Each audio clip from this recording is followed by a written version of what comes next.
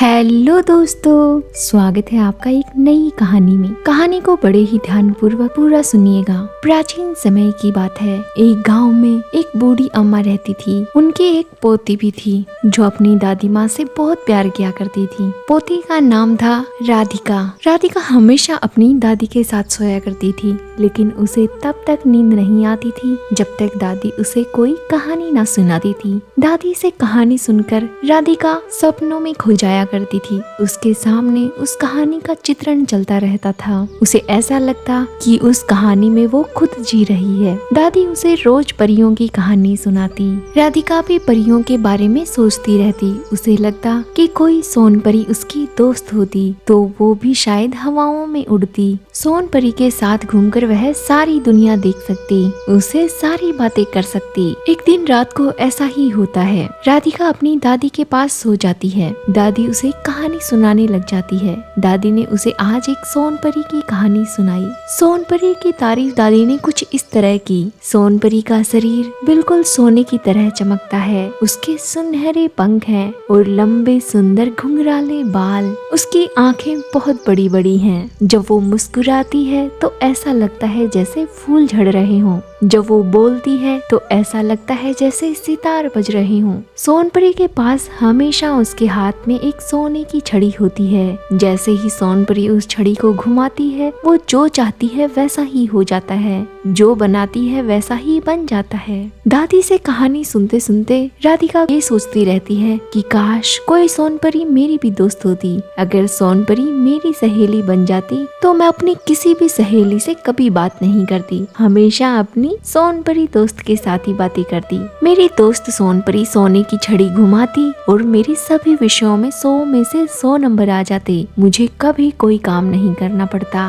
और जिन दोस्तों से मेरी बनती नहीं है उन्हें मैं अपनी सोनपरी दोस्त से कहकर 0 नंबर दिलवाती। मैं जो चाहती वो खाती। मेरी सोनपरी दोस्त मुझे सब ला कर देती। मेरे पास नई नई ड्रेसेज होती। मैं हमेशा सुंदर सुंदर कपड़े पहनती। सुंदर सुंदर मेरा कक्ष सजा होता और सोनपरी हमेशा मेरे साथ रहती। ये सब सोचते सोचते राधिका को नींद आ जाती है। जैसे ही राधिका को नींद आती है, उसे किसी की आवाज सुनाई देती है। राधिका, राधिका सुन रही हो? राधिका करवट लेकर फिर सो जाती है, लेकिन उसे फिर से आवाज सुनाई देती है। राधिका उठकर देखो तो सही। राधिका सोचती है ये मीठी मीठी आवाज किसकी है। आंखें मसल कर उठती है, उठकर बैठ जाती है और देखती है सामने उसे एक खूबसूरत सी सोनपरी दिखाई देती है, जिसके घुंघराले बाल हैं, मोटी मोटी बड़ी बड़ी आंखें हैं, सुंदर से नैन नक्श हैं, हाथ में जादुई सोने की छड़ी भी है। उन्होंने बहुत ही प्यारी सी ड्रेस पहन रखी है। सोनपरी का रंग सोने की तरह चमक रहा है। ये तो हूबहू वैसी ही है जैसी दादी मुझे कहानी में बताती है। राधिका पूछती है, आप कौन हैं? सोनपरी कहती है, मैं सोनपरी ही हूँ। अभी तुम नींद में बस यही तो बात सोच रही थी कि कितना अच्छा होता यदि सोनपरी तुम्हारी दोस्त होती। मैं सैर करने निकली ही थी कि मुझे तुम्हारी सारी बातें सुनाई दी। मैंने सोचा चलो आज तुमसे दोस्ती कर ही लेती हूँ। राधिका की खुशी का ठिकाना नहीं रहता। वो बहुत खुश हो जाती है। उसने तो सोचा भी नहीं था कि सचमुच में सोनपरी इतनी जल्दी आ जाएगी उसे दोस्ती करने। राधिका धीरे धीरे उठती है, कहीं दादी जाग न जाए। आहिस्ता आहिस्ता बिस्तर से निकलकर राधिका सोनपरी के पास आकर खड़ी हो जाती है और कहती है, सोनपरी, क्या मैं तुम्हें छूकर देख सकती हूँ? सोनपरी कहती है, हाँ हाँ, क्यों नहीं, चलो हाथ मिलाकर देखो। सोनपरी राधिका को गले लगाती है। राधिका को यकीन हो जाता है कि ये सच में सोनपरी है। सोनपरी राधिका से कहती है, चलो आज मैं तुम्हें आसमान की सैर कराती हूँ। सोनपरी राधिका को अपने कंधों पर हाथ रखने के लिए कहती है और अपनी छड़ी को घुमाकर कोई मंत्र बुदबुदाती है। जैसे ही मंत्र बुदबुदाती है, छड़ी हवा में उड़ने लगती है और देखते ही देखते राधिका सोनपरी के साथ साथ आसमान में पहुंच जाती है। उसके बाल हवा में उड़ने लगते हैं। खिड़की के रास्ते बाहर निकलकर राधिका आसमान में पहुंच जाती है। उसके बाल हवा में उड़ने लगते हैं। तारों की चमक ज्यादा सुंदर दिखाई देती है। सभी नगर बस्तियां नीचे दिखाई देने लगते हैं। लोगों की भीड़ इधर उधर घूम रही थी। आज राधिका सोनपरी के साथ चिड़िया की तरह उड़ रही है। उसका उड़ने का सपना पूरा हो रहा है ये सोचकर वो बहुत खुश होती है और सोनपरी को कस के पकड़ लेती है। राधिका जिज्ञासावश सोनपरी से पूछती है, सोनपरी नीचे से सब लोग हमें उड़ते हुए देख रहे होंगे, उन्हें कितनी हैरत हो रही होगी ना। सोनपरी कहती है, नहीं नहीं राधिका, ऐसा कुछ नहीं है, यही तो खास बात है हमारी, हम सबको देख सकते हैं लेकिन हमें कोई नहीं देख सकता। राधिका कहती है, अरे वाह, ये तो बहुत मजेदार बात है। इसका मतलब यदि हम सड़क पर चलते हुए किसी व्यक्ति को थप्पड़ लगा दें या किसी के सर की टोपी उड़ाकर ले जाएं, हमें कोई देखेगा भी नहीं। कितना मजा आएगा ना सोनपरी, हम ऐसा करेंगे तो। सोनपरी कहती है, नहीं, ऐसा बिल्कुल नहीं होगा, ऐसी बात कभी सोचना भी नहीं, हम ऐसा कभी नहीं सोच सकते। दूसरों को तकलीफ पहुंचाना, दूसरों की चीजें चुराना, ये अच्छी बात नहीं है। यदि ऐसा तुमने भी कभी किया तो हमारी दोस्ती खत्म समझो। सोनपरी राधिका को थोड़ा सा डांट लगा देती है। राधिका सोनपरी से माफी मांगती है, कहती है, मुझे माफ कर दो सोनपरी, मैं तो यूं ही बोल गई थी, मुझे मालूम नहीं था। आगे से मैं ऐसी बात कभी नहीं बोलूंगी और ऐसा काम कभी नहीं करूंगी जो आपको बुरा लगे। सोनपरी उसे कहती है, तुम बहुत अच्छी बच्ची हो, सारी बातें झट से मान लेती हो। तभी सोनपरी अचानक झट से नीचे उतर आती है। वो देखती है कि सड़क पर किसी ने केले के छिलके फेंक रखे हैं। एक बुजुर्ग आदमी वहाँ से जा रहा था। उसे बिल्कुल ध्यान नहीं है कि सड़क पर केले के छिलके गिरे हुए हैं। उनका पैर केले के छिलके पर पड़ने ही वाला था, वो फिसलकर गिरने ही वाले थे कि तभी सोनपरी वहाँ पहुँचती है और केले का छिलका वहाँ से उठाकर पास ही रखे कचरे के ढेर में डाल देती है। सोनपरी कहती है, कितनी बुरी बात है ना, लोग केले खाते हैं और उनके छिलके सड़क पर फेंक देते हैं, किसी को बहुत बुरी चोट आ सकती है। केले का छिलका कितना खतरनाक हो सकता है ये कभी नहीं सोचते। अभी ये बाबा गिर जाते तो इन्हें कितनी चोट आती, तुम ऐसा कभी मत करना राधिका। राधिका कहती है, ठीक है सोनपरी, तुमने बहुत अच्छा किया, बाबा गिर जाते तो उन्हें बहुत चोट आती। दोनों बातें करते करते वापस उड़ने लग जाते हैं। उड़ते उड़ते वो एक नदी के किनारे पहुंच जाते हैं। आजकल बारिश का मौसम चल रहा है, नदी का बहाव बहुत तेज है, लेकिन फिर भी लोग न जाने क्यों नदी में छपाक छपाक कूद कर नहा रहे हैं। इन्हें डर भी नहीं लगता क्या? बच्चे भी वहाँ खेल रहे थे और खूब धांगा मस्ती कर रहे थे।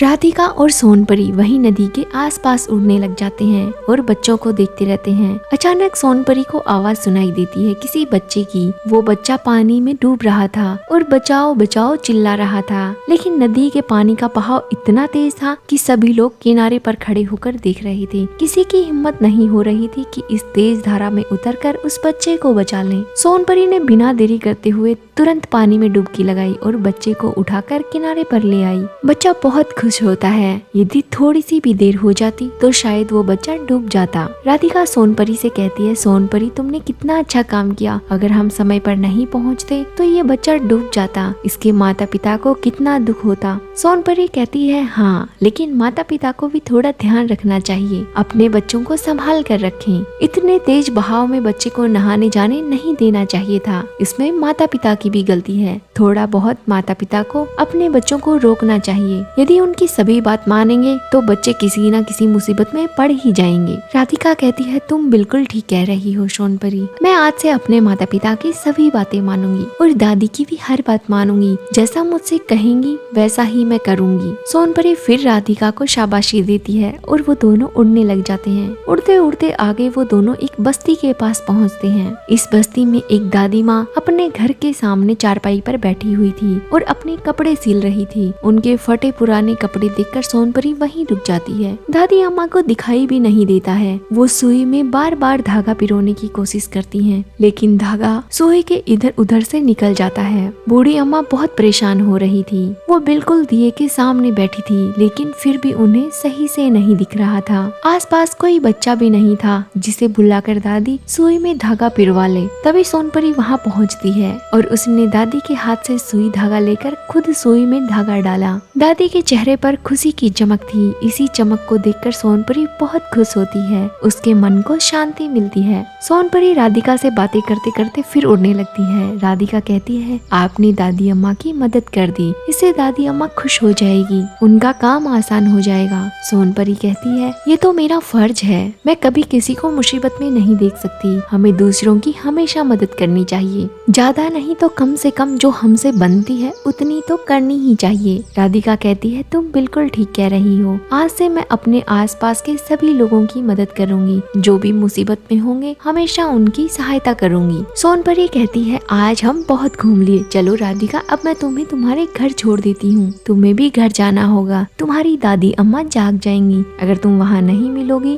तो उन्हें तुम्हारी चिंता होने लगेगी। राधिका कहती है ठीक है, मुझे भी सुबह स्कूल जाना है। सोनपरी कहती है हाँ चलो, मुझे भी परलोक वापस लौटना है, काफी देर घूम लिए, आज तो मैंने तुम्हें बहुत सारी सैर करवा दी है। राधिका कहती है सोनपरी तुम कल भी आओगी ना, तुम ही मेरी सच्ची सहेली हो, मेरी कोई दोस्त नहीं है। तभी सोनपरी कहती है तुम्हारे क्लास की पूनम भी तो तुम्हारी पक्की सहेली है ना। राधिका कहती है नहीं, वो मेरी सच्ची सहेली नहीं है, उसने मुझसे झगड़ा कर लिया है। सोनपरी कहती है लेकिन इसमें गलती तो तुम्हारी ही है ना, तुमने अपना होमवर्क समय पे नहीं किया और फिर तुम अपनी दोस्त पूनम की कॉपी से नकल करना चाहती थी, उसने कॉपी नहीं दी तो इसमें बुरा मानने वाली कौन सी बात है, तुम्हें अपना होमवर्क समय पर करना चाहिए था ना। राधिका कहती है इसका मतलब तुम्हें सब पता है, तुम सब कुछ जानती हो सोनपरी। सोनपरी कहती है हाँ मुझे सब पता होता है, मैं सभी लोगों के बारे में सब कुछ जानती हूँ। राधिका कहती है अब तो मेरा पूनम से झगड़ा हो गया है, अब मैं क्या करूँ,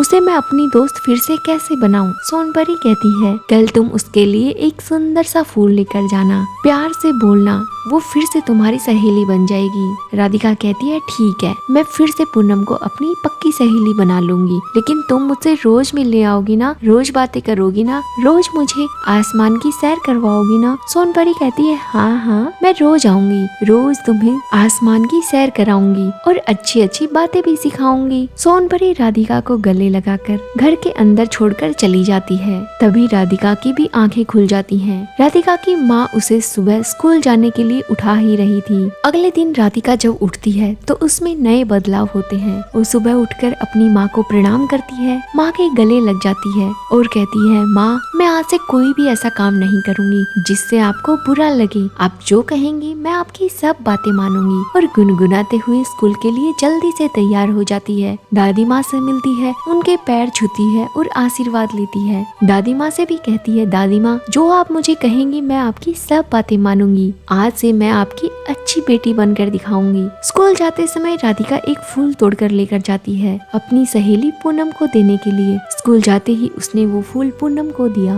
पूनम भी उसे माफ कर देती है और गले लगा लेती है। दोनों फिर से पक्की सहेलियां बन जाती हैं, साथ साथ स्कूल में खेलती हैं, साथ साथ पढ़ती हैं। राधिका अब अपना होमवर्क समय पर करने लग जाती है। उसे सोनपरी की कही बात सब याद थी। अब रोज रात को राधिका दादी माँ से सोनपरी की कहानी सुनती है और उसके मीठे मीठे सपनों में खोकर सो जाती है। वही सोनपरी राधिका से फिर मिलने आती है और राधिका को पूरे आसमान की सैर करवाती है। अब राधिका और सोनपरी दोनों पक्की सहेलियां बन गई थी। राधिका की तरह बहुत सारे बच्चे अपनी दादी नानी से रोज कहानियां सुनते हैं। कहानी सुनने से एक तो बच्चे का इमेजिनेशन पावर बढ़ता है, उसकी सोचने समझने की शक्ति बढ़ती है, शब्द भंडार बढ़ जाता है और बच्चे को अच्छी नींद आती है। इससे बच्चे की सकारात्मक सोच बनती है। इसलिए आप भी रोज कहानियां सुने और अपने बच्चों को सुनाएं। कहानी कैसी लगी कमेंट करके जरूर बताइएगा और ऐसी ही प्यारी प्यारी कहानियों को सुनने के लिए हमारे चैनल को जरूर सब्सक्राइब कीजिएगा। धन्यवाद।